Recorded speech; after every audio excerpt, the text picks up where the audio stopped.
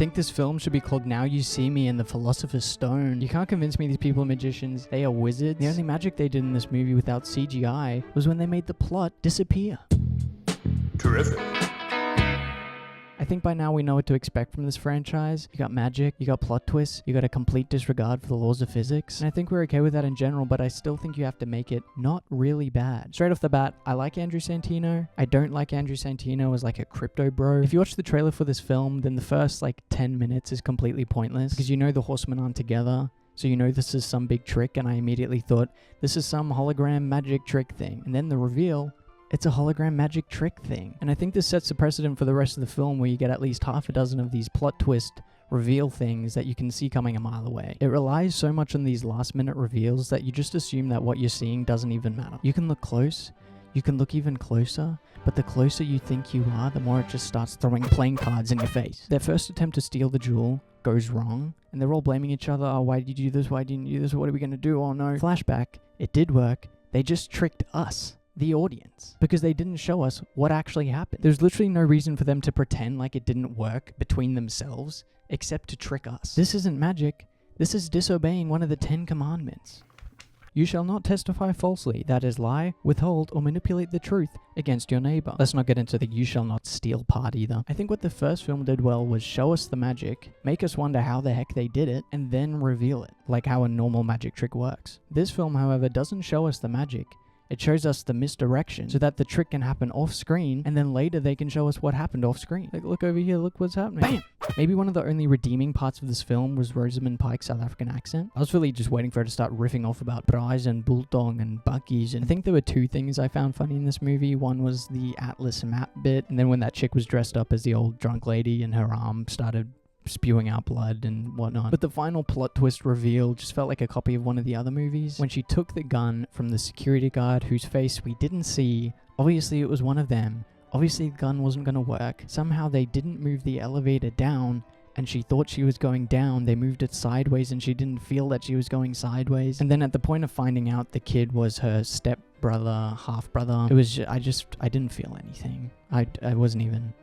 I was numb. Overall, Now You See Me, Now You Don't was a 2 out of 5 for me. I rated it on my follow-up scale. I put it at a floundering. It still attempts to stand. It mostly falls over. It added new characters to the franchise, which is necessary, I suppose. It brought back everyone, but it didn't really give anything else. It was just more of the same. I feel like these films have so much potential. They can literally do like an Ocean's Magicians thing, which they are trying to do, but it's just not working. I think they could have made this whole thing about the heist. Maybe the jewel is on display, they go in to try steal it, and they actually fail.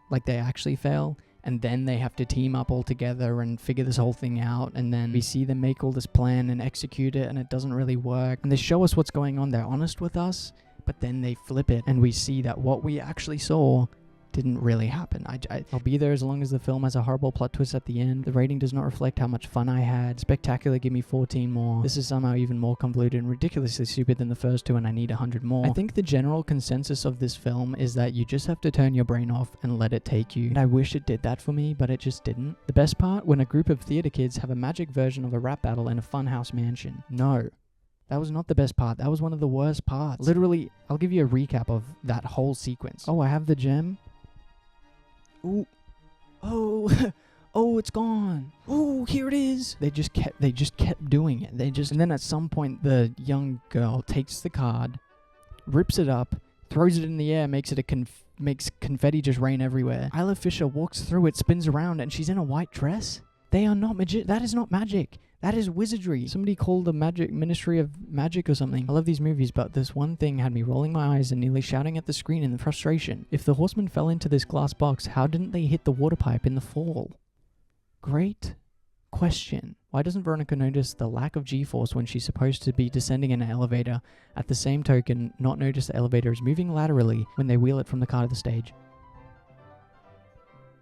Go figure. And you cannot whiz this criticism away by just saying, the more you look, the easier it is to fool you. Because they are lying to us. And then the fact when they're in the funhouse, they've done all their thing, the magic nerd kid looks at the photo, goes and sticks his hand through the photo to find, like, at this point, I was just letting the film take me. But maybe I shouldn't have done that, and I should have said, why did this kid think to stick his hand through the painting to find their next clue?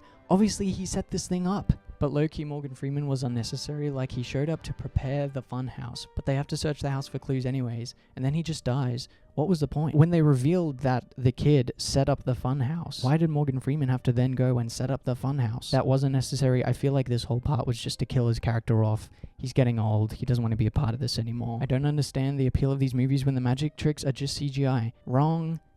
It's not CGI, they are wizards. I also love how they clearly didn't have the licensing for F1, but they tried so hard to base it around F1. Previous two movies have them Robin Hooding money, taking it back from the rich and giving it to the poor. Glad to see this continue as it disseminate the wealth against the poor Formula One going crowd of Abu Dhabi. So that's Now You See Me in the Philosopher's Stone. I gave it a floundering out of 5, 2 out of 5 for me. It was not anything special, but I'm glad people enjoyed it. That's what it's all about. It's a bit of fun. It was fine. That's all it was for me. I'm going to try a quick mental trick. If you're looking at your screen and I feel like you can see a subscribe button. You can see a subscribe button and you're going to press the subscribe button, but there's something else. There's a thumbs up and you're going to press the thumbs up button. I'm just kidding. I'm not going to hypnotize you. You do not have to subscribe. You do not have to like, but consider it. I don't know what else I'm going to be uploading on this channel. It's going to be a whole bunch of stuff. I might never make another video again.